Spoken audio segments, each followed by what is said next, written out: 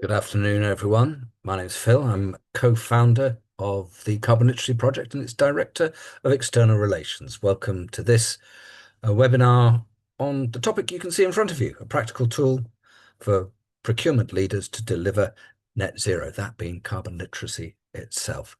Let's just do a little bit of housekeeping first. And yeah, we'll do that. So, yeah, um, that's our scheduled time to run up to 3:30. Actually, most of what we're going to do will be done by 3 o'clock. If you want to hang on for a bit more of an informal chat, we'll be around until 3:30. Um, yeah, recorded. So that's that's important information. And yeah, we're not using the chat function. We're using the Q&A for your questions and comments, please. And we've put a load of time at the end to respond to those questions that are of general as opposed to specific interest. My colleague Anne-Marie will be responding to other questions as we go along. And yeah, talk about us. That's always nice. And if you do, please tag us with that tag at the Carbon Literacy Project, one word. So, what's this about? This is what we're going to be doing. Let's set the scene, though. So I'll tell you a bit more about the Carbon Literacy Project if you don't know in a bit. But basically, we are about bringing carbon literacy to everyone. And if you're in procurement, you'll know your influence, the power to influence others. So we want to see how carbon literacy within tenders for supply in the public sector can make your job better, deliver better results. That's basically the proposition that we're going to put in front of you today. We're going to publish a briefing paper on the topic in a week. We thought about doing it now, but actually we felt that you and our guests would have some interesting stuff to come into that paper. So we have a draft pretty much done, but we want to see what nuggets we can pull out of this discussion as well. And that'll be with you in a week. We'll also have this recording available to you in not long at all. You can see the agenda there. I'm going to introduce a bit of the Carbon Literacy Project to you, then talk about what we think our hypothesis is. Then my colleague Toby is going to talk more about social value. I'll be talking more about net zero. And then our brilliant lineup of guest speakers. And then there'll be time for some Q&A as well. I'll come back to the guest speakers in a bit more detail then. But like I say, plenty of time for questions and answers towards the end. If you're here, I'm presuming that that you know about us, but you might not. And for those people that don't, I'm going to give you the quickest ever leap through the project itself. Um, that's what we do. It's a day's worth of climate action training and learning, enables individuals, communities. I don't need to read that, but it's about ability, awareness, motivation to get on board with doing your best thing on climate change. We ourselves, we're a charity based in Manchester, probably the largest project of its kind in the country. Although, yeah, we are delivering right across the planet now. So, what it is, it's a day or a day's worth is often chunked in different ways depending on your existing learning culture, and it's really customizable. My favorite bits are customizing on the research vessel, the Sir David Attenborough. They do their carbon literacy training for an hour after supper in the ship's lounge. It's the only time that everyone gets together. It really is customizable. You can use e-learning, live, and homework to make that day's worth. Um, and yeah, I'm getting ahead of myself there. So, in terms of our reach, that gives you an idea. I think we're up. Yeah, there we go. 150. Someone's updated this very helpfully. 154,778 people hold a carbon literacy certificate across 47 countries, across seven continents, and the seventh continent is serious because of Antarctica. So it really is.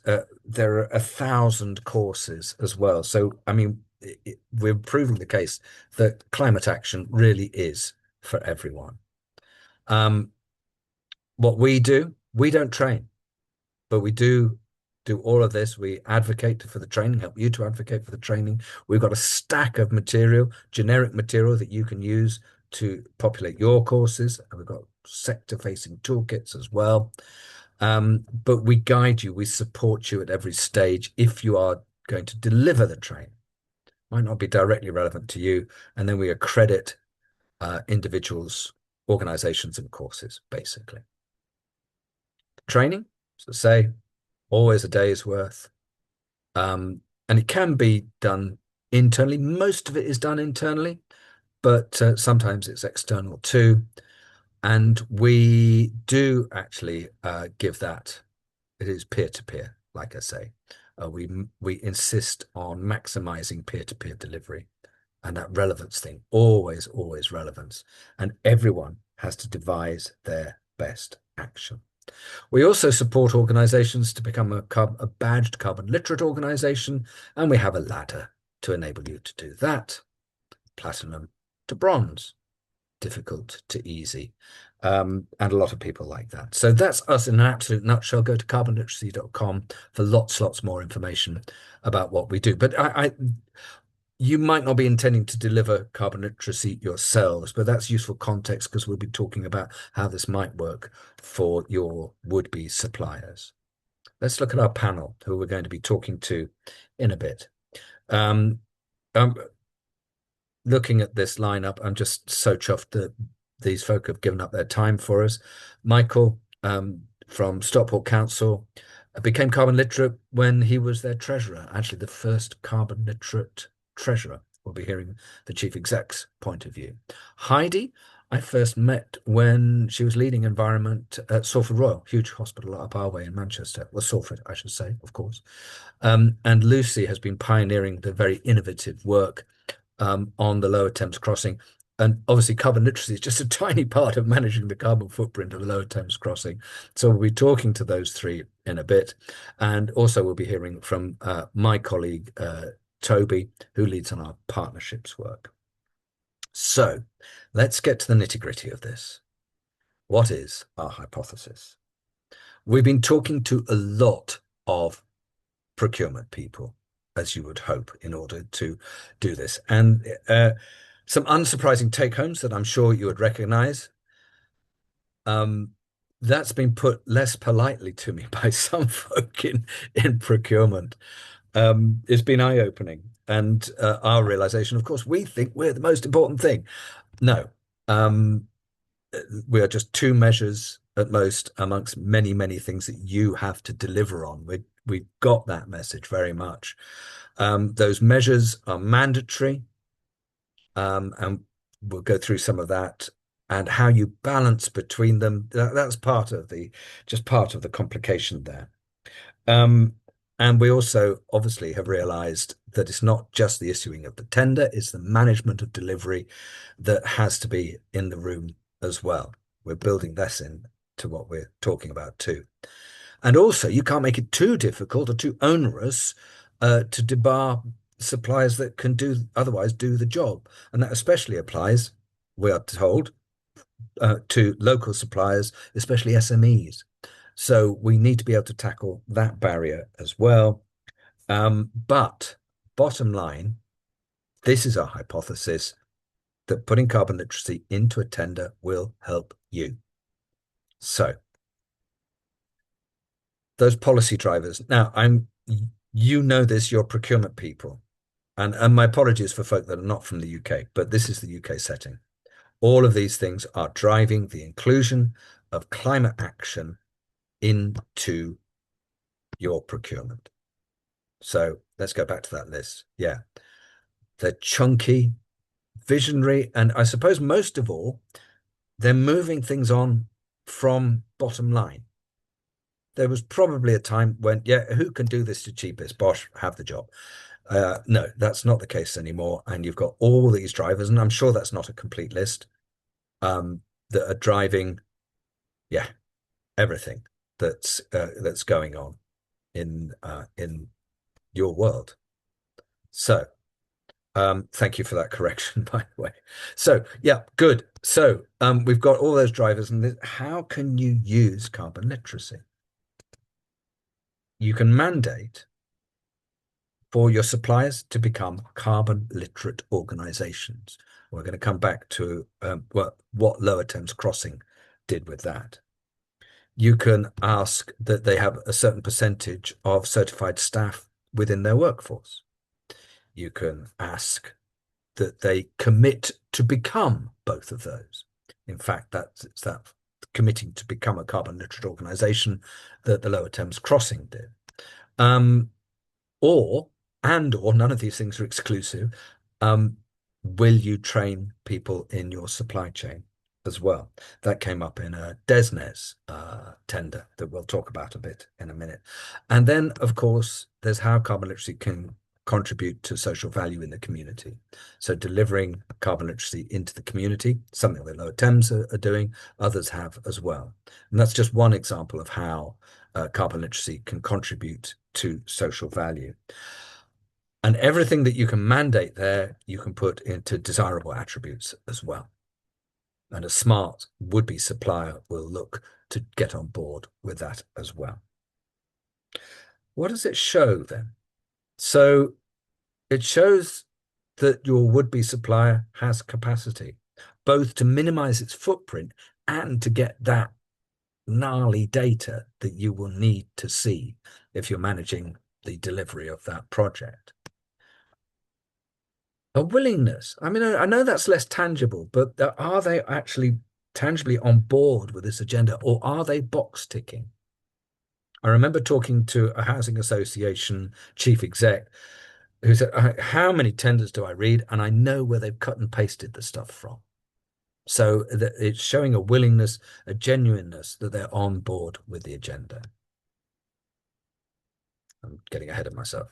So it also delivers impactful and innovative social value. This is not a tick box exercise. Carbon literacy in communities, that is really important.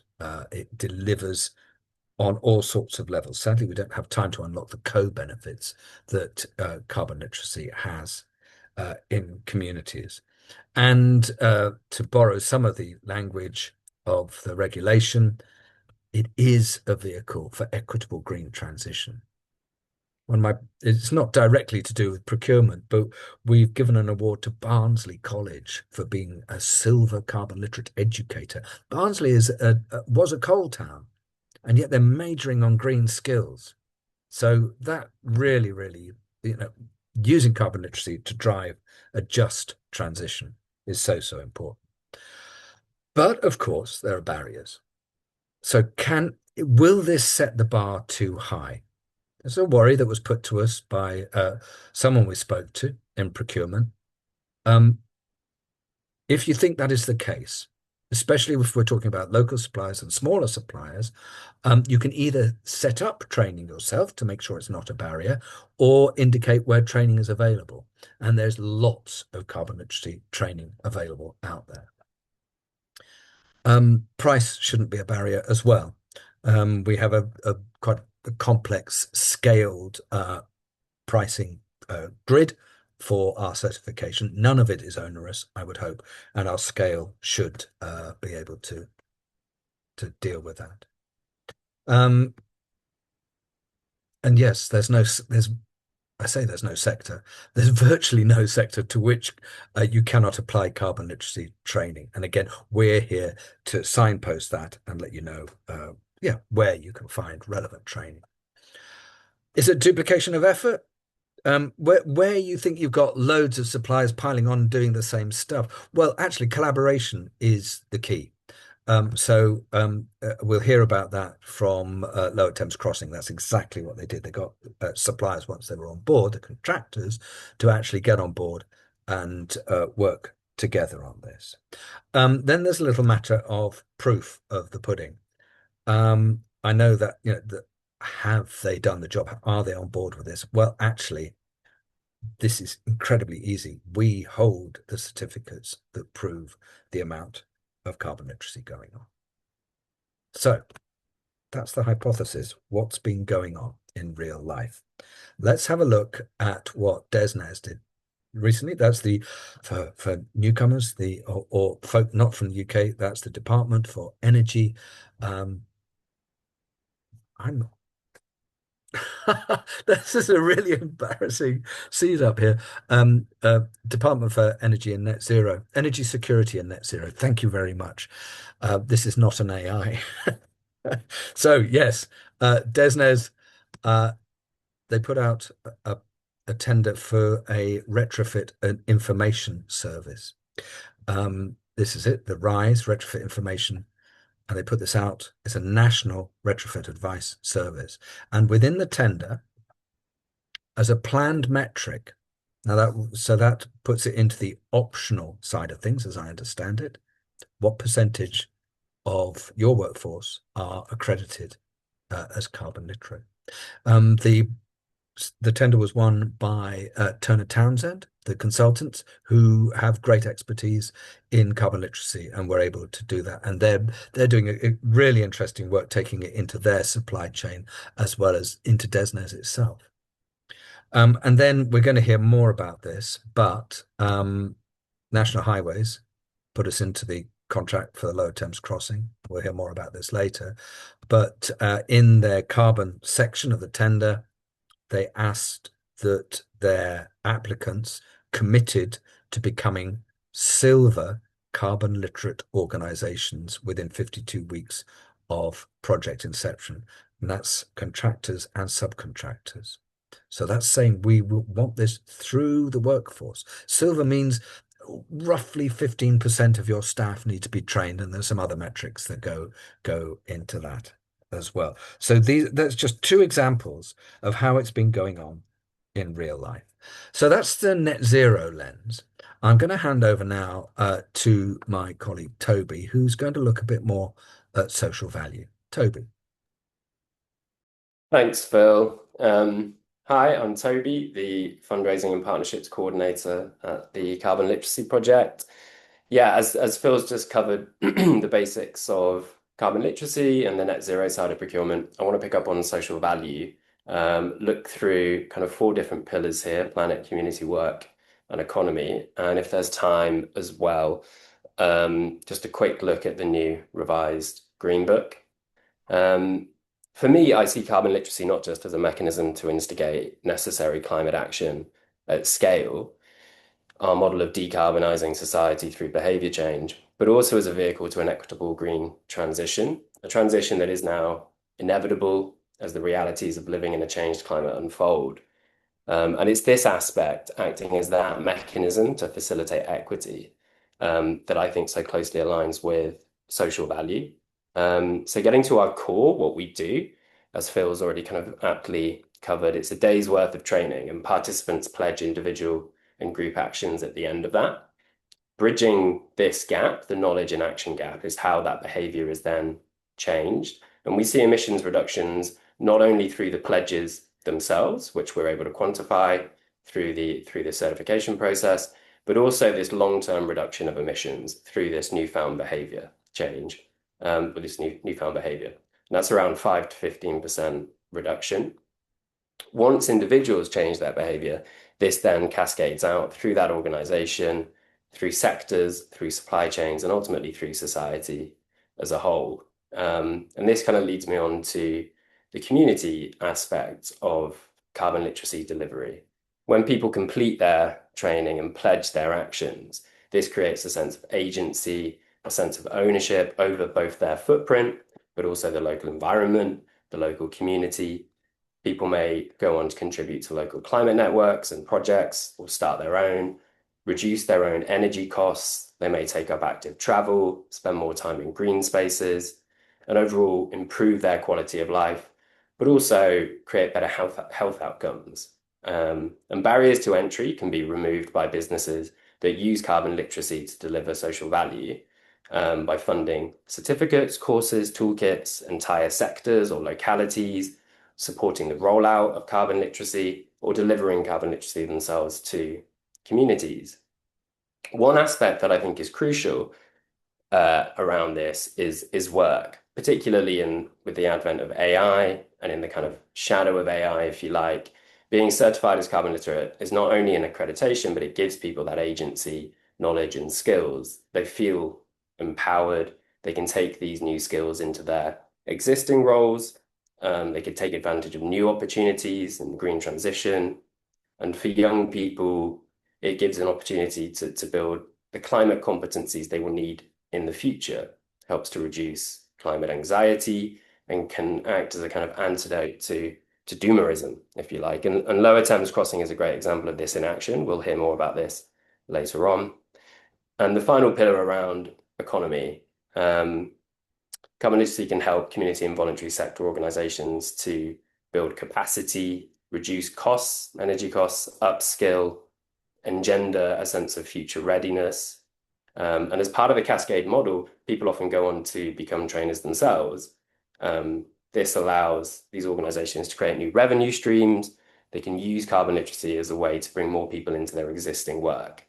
And has already been touched on, for SMEs, carbon literacy can enable them to better understand their emissions, particularly around scope 3, which often remains underreported simply due to a lack of awareness or understanding.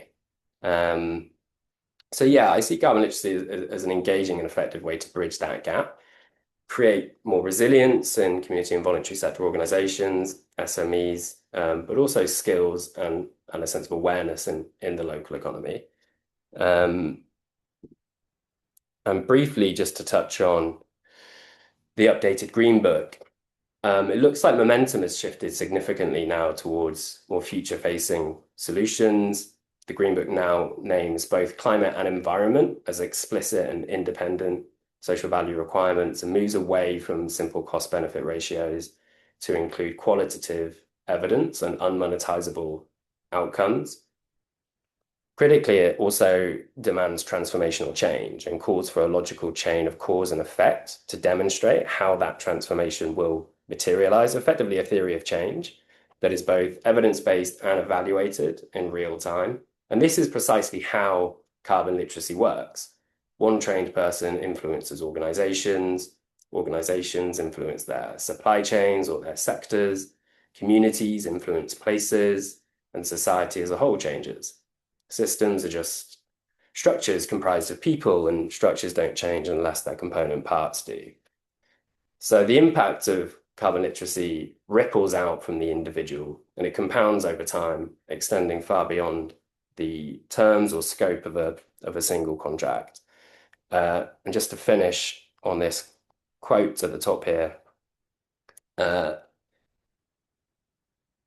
transformational change typically involves tipping points in which a small change in a variable is able to cause a system to change. The effects of a proposal are self-sustaining and self-reinforcing. And this is exactly how the culture change model of the Carbon Literacy Project works. Thank you, Toby. That's again, we're trying to scooch so much, compress so much into so little time. So thank you very much for that. If you are moved to comment on this, please do talk about us on your socials, at the Carbon Literacy Project, one word, if you're going to do that. If you have questions, please put them into the Q&A function, so that we can start to deal with those ahead of time. So we've talked about quite a bit of theory, but let's look at something which has gone on in real life with our first expert view from Lucy Hayes, who's head of carbon management at the Lower Thames Crossing. Lucy. Hi, Lucy. Thanks for so Hi. much for joining us. Okay, we will probably have people on this call who don't know what the Lower Thames Crossing is. in can you do that in a nutshell? Sorry, sorry to chuck that one at you, but Yeah, sure, I can try. So it's a new crossing between Kent and Essex. It's out to the east beyond Dartford. So actually, there's very little connectivity between the two counties when you go east of London. So it's an alternative to the Dartford crossing, 23 kilometres of road and a twin bore tunnel under the Thames. And one of the key things is to take freight. So coming in to Dover, take it away from the Dartford crossing, which is the worst performing part of the strategic road network. So, and I'm sure lots of people will have experienced it and do their best to avoid it. indeed, indeed. So for the layman, it's blooming huge in terms of a civil engineering project. It is jaw-dropping, and Mm-hmm. yet your commitment to low carbon is massive. What are the headlines there, Lucy? So I guess we kind of realized that carbon was a key factor for us, and if we didn't do anything, the carbon impact would be big because it was a big project. But also we had an opportunity to do something different on this project. Our senior leadership are very committed to reducing our environmental impact, and carbon's a key part of it. So it's really exciting because we have the opportunity to put all these things into practice, and we've kind of taken a two kind of pronged focus. So we've used the planning process, and you showed one of our planning documents up on the screen earlier to tackle carbon, and we've also used procurement as well. So those two ways to kind of embed carbon Yeah, reduction in everything that we do. yeah, and that job title of yours is fairly you have to look after that. So yeah, fantastic. So carbon literacy was put into the tender. Why? So we there's a lot of reasons for that. I mean, we obviously wanted to do carbon reduction, but we also one of our ambitions is to leave a legacy for other projects, and we can see like there's technology aspects of a legacy, but there's also the skills aspects, and we felt very strongly that actually everyone had a role to play in carbon reduction. So we wanted a training that was suitable for everyone, not only specific to designers, for example. Um, and the key thing for us as well was that through the carbon literacy project, it's all checked. So your course has to be accredited. So someone will do a check of your course to make sure you're covering everything. Then the training, the people who do the training obviously have to do the training themselves before they can deliver it to others. And then there's also the check, as in you have to then submit a pledge, and that gets checked. So there's really someone checking that actually people have learned something, not just sat there kind of passively listening. Yeah. And for us as well, the fact that you then get a certificate as an individual, and you can then take that evidence along with all the skills and knowledge you've learned to another project means that we're training people who go on to work on other projects and bring that low carbon viewpoint with them to those projects. So you really cottoned on to the cascade effect that carbon literacy can Mm-hmm. have. It wasn't just about what can happen on site. It was how it can go into the contractors, into their supply chain and the communities. It was Yeah. quite interesting once the three contractors landed, as it were. We started individual conversations with them. I was party to that. Each of them saying, well, okay, we've got to do this silver carbon literate organization. Then what's that about? And then actually in discussion with you, we went, hang on, we're going to have three big companies doing the same thing. Um, let's get them doing it together. So that you've brought them together and you found that ran okay. Yeah, absolutely. Yeah, so actually, it's one of the examples we use of like good collaborative working, because we are trying to be one team, and there's no better way to do that than all training together, hearing each other's points of view, Mm. and as well, it was more efficient because to develop a good course takes time. We'd done one that was quite tailored to the construction industry and Lower Thames Crossing in particular. So it made sense for others to be able to make use of that. So once we kind of agreed that we were all on the same page, we were all happy to take that approach. We've just rolled it out, and yeah, we've Mm. had very good feedback about it. which is great because okay, you've got three huge companies delivering.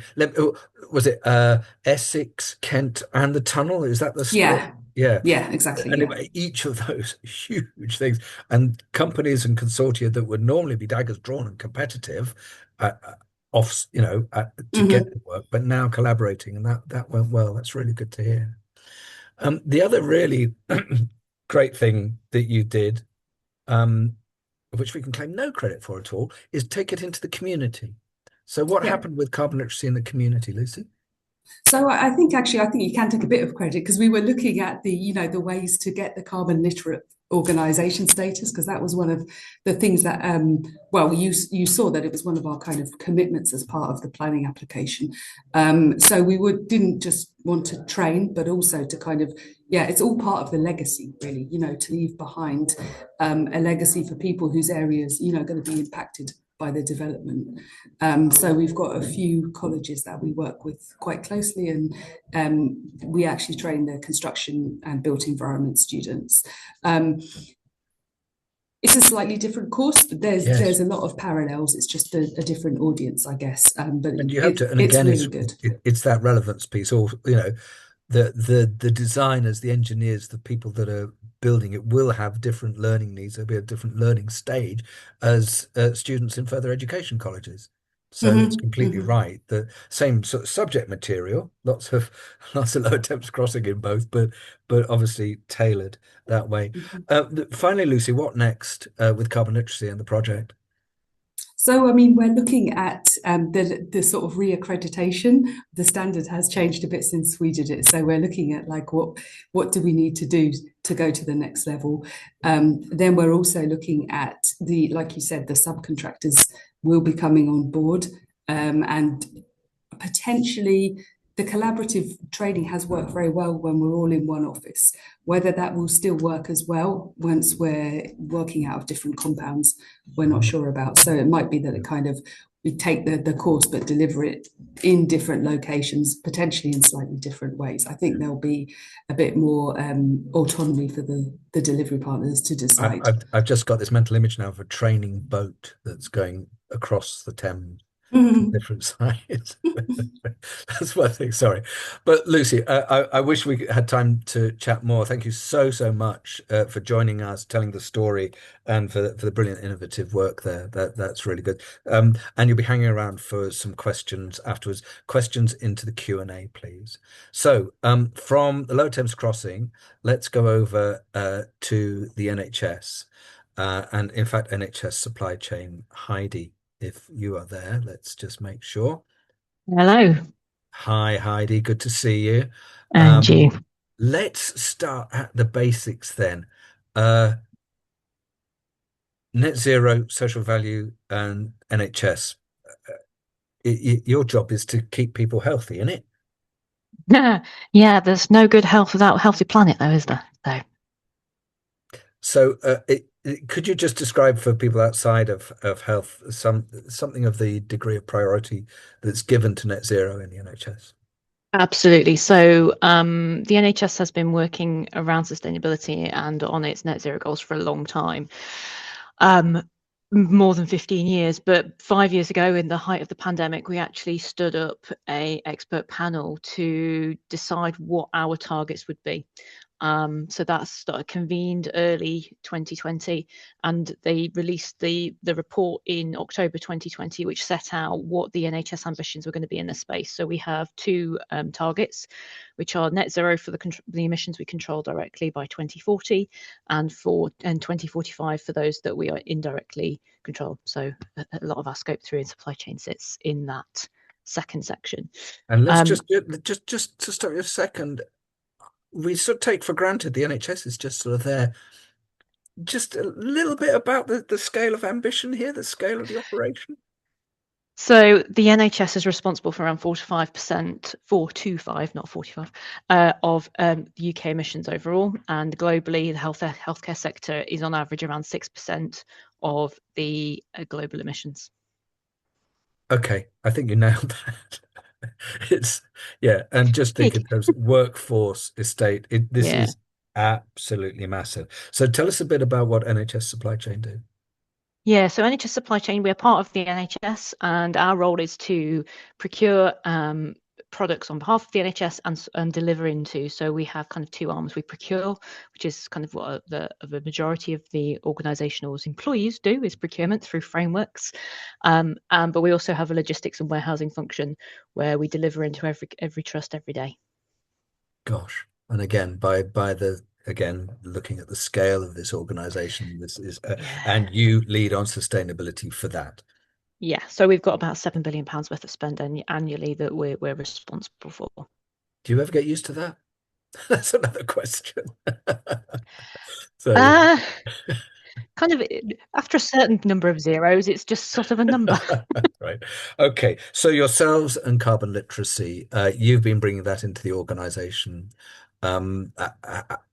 Why and how's it going? So for me, I've been in sustainability all of my career, and the fundamental element around all of this is you can't do it on your own. You can't be a silo. Sustainability can't be its own department on its own trying to deliver it. You need everybody in your organization to understand what it means in the context of their role and how they support and deliver it through every day. It needs to be part of BAU, it needs to be part of the business as usual. And for me, I see carbon literacy as that first step of that capability and competency building across all of our workforce so they understand the basics around the issues around climate that we have, but also what they can do about it and how it's relevant to their everyday role and the action that they can take in their role to deliver our bigger long-term objectives. Yeah. And that's landing well with your colleagues because I mean the whole point of this is to take it outside of your sustainability box and get it out into your colleagues. What's been going on? So we started a couple of years ago, and I obviously when I came into NHS supply chain, I was already carbon literacy trained, and I was already a trainer. I came into the organisation and built up a team, and the first thing we did is we got all of my team trained. One, having to do the carbon literacy training, but also to become trainers and facilitators of the training themselves. So we were self-supporting in that respect. We've also stood up a set of sustainability champions across our organisation. So we took a pre-existing kit. So there is a healthcare toolkit that we use, and we use that to deliver the training. And we took our sustainability champions through that as the first cohort, so that they could have some more understanding, but also to test that the actual the pack itself was relevant for our organisation, because we are this hybrid of NHS, but actually we don't deliver care, we deliver products and services. We needed to make sure that we'd got the balance right around and that the kit could be relevant across our organisation. So we trained out our champions, and then we rolled it out across all of our organisation. And we have not mandated it. We have had it as a word of mouth, and getting our champions to champion it in their departments and encourage their teams to go through it. And as we are going through our procurement processes, again, getting the teams that are starting their sourcing strategies, who are about to go out to do their tenders, to do the training so they understand the requirements we've got in our procurements, but also what opportunities that they can tease out from the supply base and how we can incorporate those into our frameworks. So that's been how we've done it. I mean, it's been a real kind of word of mouth, people encouraging each other, and we also have got their champions are also helping facilitate the training. So one of the things they were really keen on, having enjoyed and wanting to do the training, is they'd actually want to support delivering it, and they're seeing it as a real personal development opportunity. A lot of our champions are graduates, so they're in their early careers, and they're seeing real benefits in that cross personal skill development piece from getting involved in the training, facilitating that training, helping them with their speaking skills, helping them get to know more of the organisation as they get these cohorts of people in. And a big thing for us has been taking it to where people are. So again, we're a relatively large organisation now, and we have people geographically dispersed. So we do some of the training. So there's half of the package is through e-learning and online modules, and half of it is a half-day workshop, which we facilitate, and we do that around the country at different locations. Brilliant. Brilliant. Now, everything you've described there could work in any sector, in any organization, and that positivity is something is feedback we get all the time. How can this work within tenders? So this is where, again, given the way that NHS has gone about setting out not only its own goals, but our supplier roadmap, the way we see it working is through our existing requirements. So we have a number of very kind of pass-fail requirements within our tenders around sustainability. So every supplier has to have a carbon reduction plan. Every supplier has to answer a social value question. Every supplier has to complete an evergreen assessment, which is an NHS specific assessment. So we already have a huge amount of requirements on them that they have to do. So them not being on board with this is not an option in terms of the sustainability agenda. But where for me this could really adds in is in that opportunity around social value. Again, because we're on any single tender, we're procuring anywhere between several thousand to tens of thousands of products in one go. And we have a broad range of suppliers that will be awarding to that. So we have to manage how we do that very carefully. But what we do is in the social value question is enable them to demonstrate how they can deliver social value. And that can be vastly different things on the same framework, because the size, scale, nature, base of where suppliers are could be so radically different, but still the right thing. So it's about demonstrating what the opportunity is, showing them the way, and kind of leading by example with what we're doing, to showing how it can be done and how to enable it. And if a supplier were to include carbon literacy in the mix, it's adding to the impacts that they can demonstrate. And if they're already carbon literate, it shows they've got the capacity to do that already. So you're not mandating it, but a smart supplier can go, no, hang on, this is a route in to show our smarts and be distinctive from the pack. Yeah. And increasingly, we're looking at, again, from the particularly the SME agenda, we have a huge, about 36% of our suppliers are SMEs. And we want to encourage SMEs, but also we have some incredibly large suppliers. And there is a lot of crossover in the supply chains of our suppliers. So how do we enable them to work together on something like this and deliver value for the whole system rather than individually, very similar to what was being talked about before. Fantastic. Heidi, it's not direct. This is going back to things that have happened with your training. Your clinical chief exec did a little video for us and talked about we'll leave people with this, the most jaw-dropping impact. You know what I'm talking about here? Yeah. Tell us about that headline result from your training. I cannot remember the headline off the top of my head in terms of the number. We could try. It was to do with dry wipes. Dry wipes and wet wipes, yeah. So we've removed. So one of the reasons we wanted to do this was to really open the eyes of our procurement, our category leads, our category buyers to the opportunity they have at their fingertips. Because of the size and scale of how we procure and who we're procuring for, we're buying thousands or millions of products in our frameworks. So we have our capacity to affect change is enormous. And one of the cohorts that we did, we had a category buyer who was doing the procurement for patient dry wipes, and historically a lot of wipes have contained plastic, and part of their pledge was around eliminating plastic dry wipes from the framework, so they are no longer available on NHS supply chain. So that one action, and I cannot remember that. It's going to kill me now because I can't remember. When I pick these numbers up, I think you currently use 528 million plastic dry wipes, no more from next February. So Heidi, thank you so much. We could go on for a lot longer, but we need to move on and hear from Michael. But do hang on for the Q&A. Thanks so much. Cheers. So last but by no means least, from the top table, as it were, Michael, good to see you. Back in the day, you were treasurer of Stockport Council. I was indeed.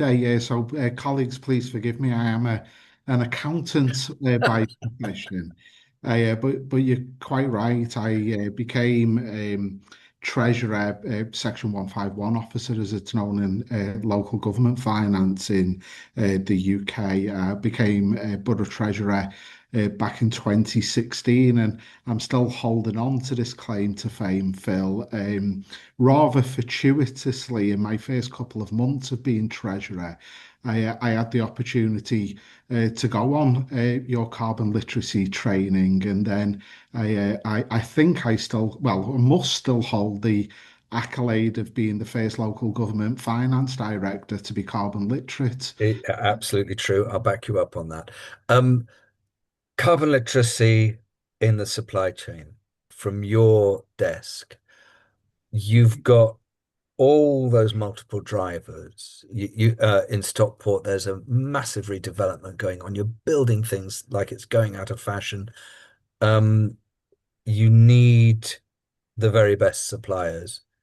How does carbon literacy play into your thinking on procurement? It's front and center, to be honest, Phil. And you know, a bit like Heidi and Lucy. I'm really interested in what Lucy's done. You know, in terms of, because we probably utilize it in a very desirable way, but you know, I think in a quite smart way as well. So we'll highlight to our supply chain that we're a carbon literate organization and how much we value that. So as you say, if you're a smart you know, part of our supply chain, you're going to respond to that. But we do have kind of pass fail elements in our contractual arrangement. So the organisation, certainly for our significant contracts, must be able to measure and report on their level of carbon emissions. They must have that carbon reduction plan that Heidi talks about. And so we try and emphasize it from a really positive way that this is who we are. And I think that's really important because I always think in terms of, you know, who do we want to work with in Stockport? And we want to work with, you know, partners who share our values. And this is a way of testing whether our partners and our supply chain share our values. And I think that's what we try to do. And therefore, I think it makes, you know, for that kind of, you know, deeper partnership because we're aligning each other. You know, we're not just after, you know, a supply chain for, you know, very short periods. We want to build up a network of Long-lasting, impactful partners, partnership. Yeah, sustainable yeah. partners. So that's Mm. been our approach to date. And that's a clear badge for how a would-be supplier could utilize uh, carbon literacy. Is there, I was looking at barriers before, is there a danger that this could put off otherwise capable suppliers? I think there's a risk, but again, you know, we have a kind of shared procurement service. You'll know this, so organisation called STAR, and it's actually Stockport, Trafford, Tameside, Rochdale, and then in the Liverpool City region, Knowsley and St Helens. And sometimes, you know, some of our smaller companies and contractors may say, you know, again, it's that complexity of public sector procurement. I think you were being very diplomatic early on, Phil. So we run things, and you know, this won't be unique to us in Stockport, but meet the buyer events. So we'll meet with our local businesses. We'll very purposefully invite you know, or go out to see our local businesses, and you know, really take the time to go through why carbon literacy is so important to us, why social value is so important to us. We, you know, use that kind of phrase because we're really interested in, not just the monetary, but the kind of total value of the Stockport pound. Which really reflects the direction of the regulation and guidance that we were talking Yeah. about before. If we're talking about equitable societal transformation, it's not enough to be able to build a brick wall. I know, without a shadow of a doubt, how are they going to, engage? I was saying to you this morning, Phil, I had the privilege of kind of launching our school's climate assembly today with probably about 60 of our young people. Carbon literacy, carbon, the climate, and nature is incredibly important to our 300,000 residents. So we want to do business with with that shared purpose, that shared vision. And all of us who work in the public sector, we have the ability to change our place for the better, to improve the lives of our residents. And I know that carbon literacy does that. It does. Very, very proud. And we talked before about it's that curiosity, it's that connectivity that it gives you. It certainly gave it to me.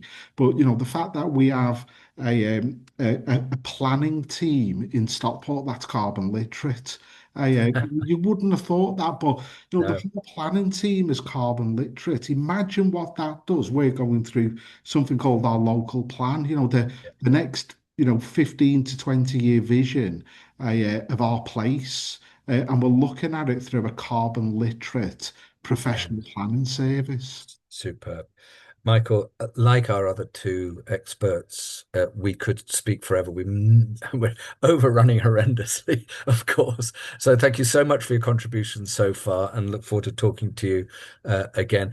Let's open out for some of the questions that we've had in the Q&A. My colleague Anne-Marie has been looking at what's coming through, if might be of relevance to our panel. Also, of course, we are overrunning, so we might overrun a bit here, but we'll see how we go. Do bear with us. We won't hang on for too long. Let's see what the question's like. Anne-Marie? Hi, yeah. So a few questions have come in regarding logistics, but one that I think the panel might enjoy is from Jessica. And they're asking, whose responsibility is it within your organizations to check and monitor carbon reduction plans, social value, carbon literacy, etc.? It feels easy for it to drop off a contract manager's priority list. So she's asking, do you guys have any tips? Wow, that's a biggie. Who would like to pick that one up? Wave a hand. Go, Heidi. Thank you. So, you're absolutely right. It is very easy for it to drop off people's priority lists, which is why we're encouraging them and getting all of our teams to go through carbon literacy themselves, so they understand the relevance of it. I think there's also a process piece here as well. So understanding your organisation's processes. So at point of tender, we have our contract and our category teams, and we have a sourcing team. So the sourcing team do all new contracts essentially. So when it's gone out for tender, it comes back into the sourcing team to do the evaluations, the pass fails and everything, make sure it's good, everything's good to go before we then award. So in the first instance, our process is it's the sourcing team's responsibility to check everything that's come in as part of the requirement. Once that is done and we're into contract management, it is handed over, and it is the category manager's responsibility to maintain that through the life of the contract. And ours are anywhere between 4 and 7 years. And we position this as it is just good category management. It is nothing more or less than you would expect for everything else that should be in your monthly meetings with your suppliers and your QBRs, your quality business reviews. And it is complementary to understanding the picture and health of that relationship and the performance of that supplier. It is a key part of the performance of that supplier. And where you start to see issues in carbon reduction plan, evergreen assessment, social value, modern slavery in our case, in terms of the package we put together around what we require of them, it is an indicator that it's not just those things that go wrong. You'll also see issues in quality, service. So it is a barometer of actually the health, and is a really good tool and support vehicle for your category managers to do their job. Fantastic. And that speaks very much to what Michael was saying about the quality of the relationship, the depth of the relationship with your suppliers as well. Thank you very much. Other questions, Anne-Marie? Yes, we've got one in from an anonymous attendee. They say, I've tried to raise this with our procurement team, but they just point us towards the TOMS framework, which already covers sustainability.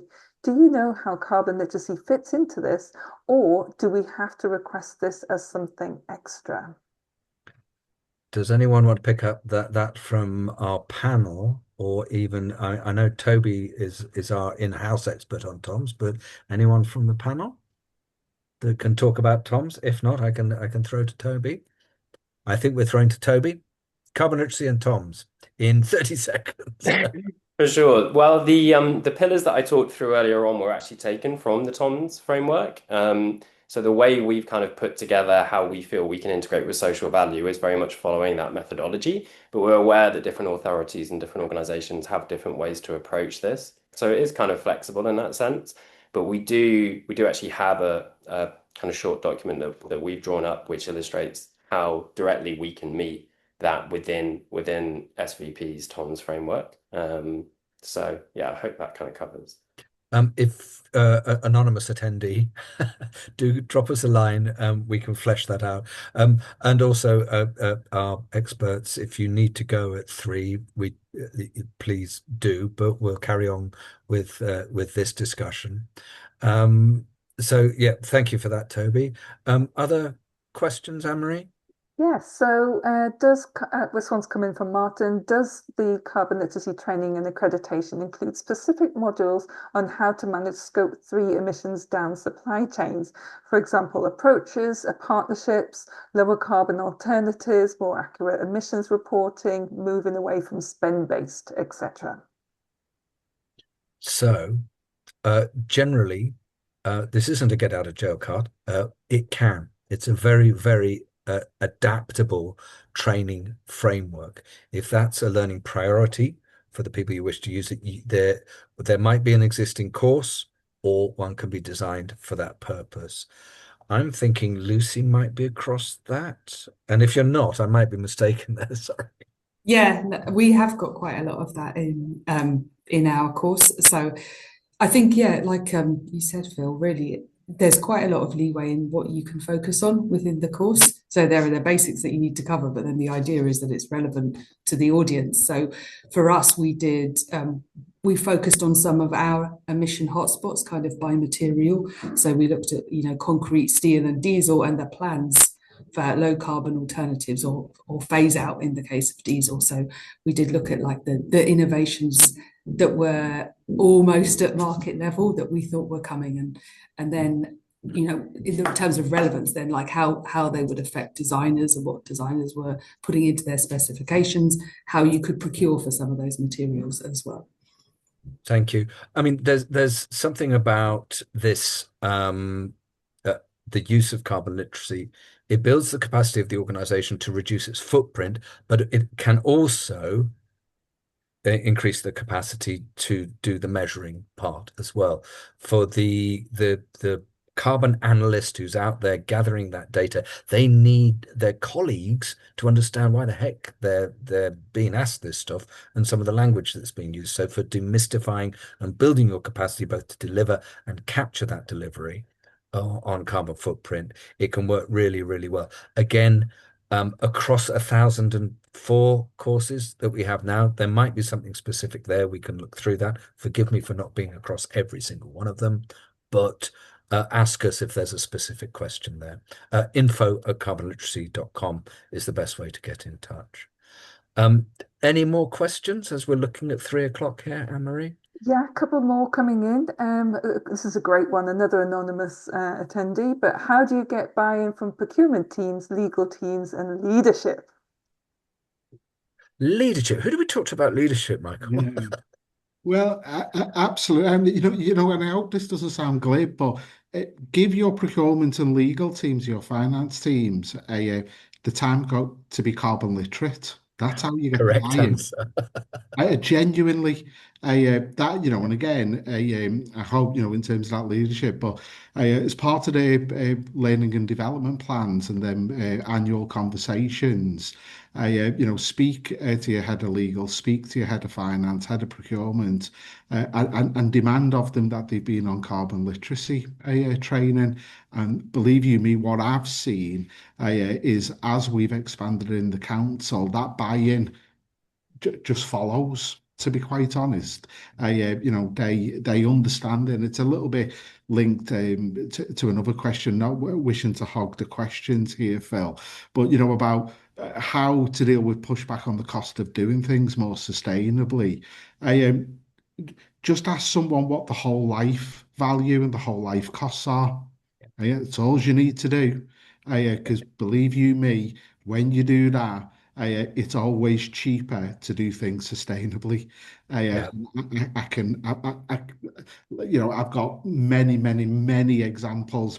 What's the cost of retrofitting a gas boiler that we put in 2 years ago in 10 years? And has that been built into the 25 life value? Thank you. It won't.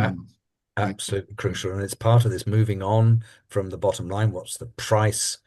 Looking at this as investment and that vital thing of cost in use. That is part of the total outlay, not of just buying that thing or that service, but how much it's going to cost you for the duration. Fair summary, Heidi, you're nodding well. Am I getting that right? Absolutely. And I'd also build on that increasingly both private and public sector organizations have to report, and their boards are responsible for reporting. They have legal obligations, and Yeah. actually you can help them. And it's about language and how we speak to these different cohorts and speak their language. So about regulatory risk, about legislative risk, about board responsibilities, framing it in that language, but then coming to them with a solution of, I can help you by delivering this training. It gives you the fundamentals to begin to then meet your obligations. It's no good being a director of finance if you don't understand the language of what your experts are telling you. So it's that sort of level to get through, and how it aligns with due diligence and core priorities. I think we're well past the time now that climate and net zero can be seen as a nice to have. They all have organizations, particularly private sector organizations, have directors' reports and annual accounts. They have to submit. Sustainability is a fundamental requirement in those, and you'll have seen hopefully various information around the changing regulations and changing reporting requirements and the beefing up of those coming next year. So again, pitch it in a way of, this change is coming, this is how I can help you.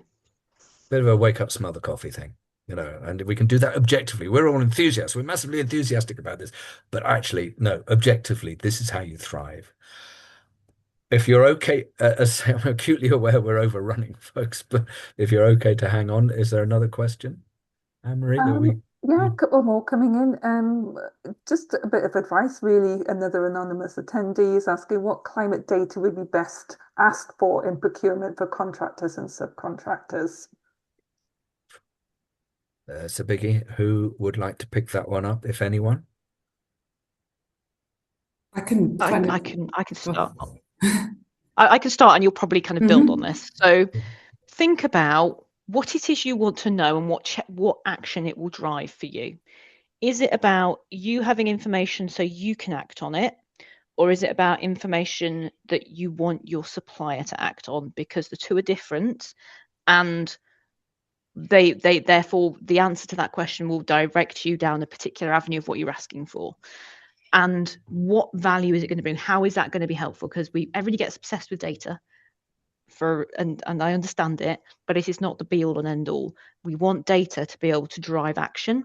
So what is that data going to be able to enable you to know, to be able to do, to direct? So that's your starting point. Thank you. Lucy?